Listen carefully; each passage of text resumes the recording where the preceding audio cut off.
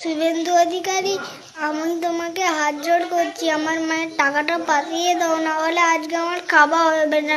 মা ঘুম থেকে উঠে আমাকে তখন থেকে মারছে। প্লিজ প্লিজ, আমি হাত জোড় করছি।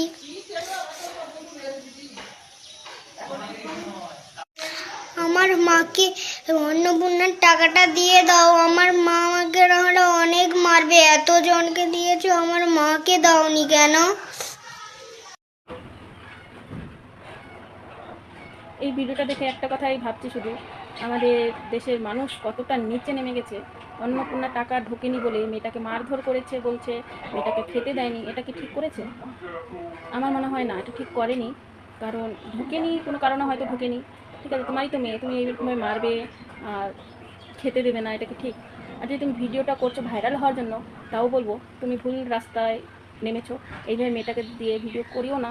কান্নাকাটি করে এইভাবে ভাইরাল হওয়া যায় না। তুমি মানুষের কাছে খারাপ ছাড়া ভালো হবে না, এটা কি বলার। যদি ভুল বলে থাকি অবশ্যই আমাকে ক্ষমা করে দেবে। আমার যেটা মনে হয়েছে আমি সেটাই বললাম।